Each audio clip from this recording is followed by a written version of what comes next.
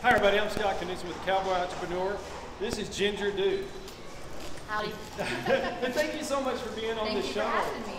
So it's so fun, and here she is on the poster, so that kind of shows you what she does. International trick rider. Correct. So how did you get started? So I actually didn't get my first horse till I was 21, and I wanted to join a group that liked horses as much as I did, and I had a friend say, oh my gosh, you need to join this group. They do drill team and trick riding. I joined them, and that's where it all began. It's where the obsession began.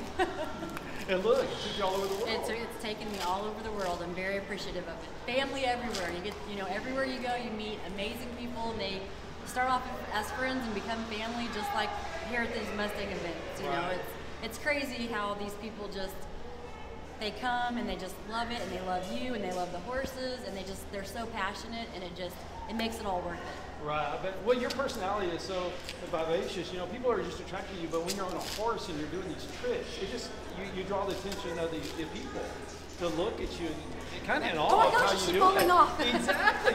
And I was watching yesterday you warm up a little bit, and I could see people out there trying to catch you from 300 yards away. Yes, it's kind of funny sometimes. Like if I'm practicing in the back, and I've had older men standing there on the gate, like, oh, and I'm like, what are you doing? And he's like, lady, don't do that to me. It's so scary. Oh, so how did you start? So you're an entrepreneur. You're your own business person. So how did you start doing that? Well, when I started to want to perform, I knew I wasn't going to be able to have a 9-to-5 job. And so actually this group, the Mustang Makeovers, I started competing in them, and my training level went up and up, and just getting to hang out with all the incredible trainers, and they take you in, they help you. And so basically I knew what I wanted, and I knew that 9-to-5 job wasn't going to get me there. And well, I mean, it would get me there, but not really, because you'd be stuck there. Right. So I worked really hard, and I opened my own training business as well, because any performer will tell you they probably have another job. We do.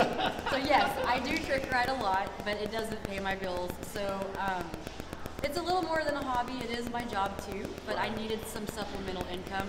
But just like you see, I mean, I travel all over the world with it. So I had to have a job that was really flexible. So I started my own training business, and then I keep competing in the makeovers, and my training abilities just get better and better each time. That's so wonderful. So encouragement. What is something you could say to somebody who wants to get into the business, or maybe want to start riding horses, or maybe get to trick riding? How do you start? Just do it. I mean, there's no, especially with horses and trick riding, I feel like it's not something you can be like, okay, when I'm 50, I'm going to do that. It doesn't, it's very demanding on your body. So you definitely want to start young, and if it's something you really are passionate about and want to get into, you figure out a way. It's not, it isn't, I will say, it's not a cheap business to be in, but when you love it and you have that drive, you figure out what you need to do to get there. So just like I took these EMMs, and this is basically, I use this as an avenue to build my business, because look at all the people here. So they come watch you compete, even though you might not have your own training horses yet, and then they're like, oh my gosh, look at what she did with that horse in 120 days. I need to send my horse to her. If she can do that with a wild horse, what can she do with my horse? Yeah, exactly. And honestly, this is how I built my brand. I built it around the Extreme Mustang Makeover. It's so wonderful. It's such great people. It's such a great cause. It really is. It's not only a great cause, but like I said, the fans are just incredible. I mean, they are so passionate about it. And I can't tell you, they fly all over the country to see us anywhere we're competing.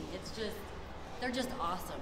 It's awesome. Yeah, I'm really blessed to be here all weekend. Yes. It's so much fun, and the people appreciate it so much. And I appreciate your time talking and giving some encouragement, letting some people find out. I mean, I was in a really bad accident coming up on 2 years, and I mean, my motto is, I was told that I would never ride again. And I was really upset sitting in ICU, and my nurse said, Ginger, doctors are not God.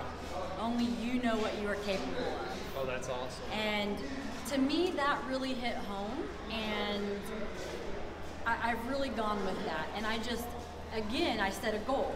You gotta set goals. I said, I am going to ride again. I am going to get well. I'm going to get better. And in 6 months, I was back on a horse. And I just feel like set your goals, set your mind to it, tell yourself every day that that's what your goal is, that's what you're going to do. Don't let negative thoughts creep in there. And the sky's the limit. Never give up. Dream big. Oh, you have to. You have to. Yeah. You have to. Just go for it. Well, thank you so much for being on the show. It's so much fun talking to you and watching you throughout the weekend. Thank you. Nice to see you. Thank you.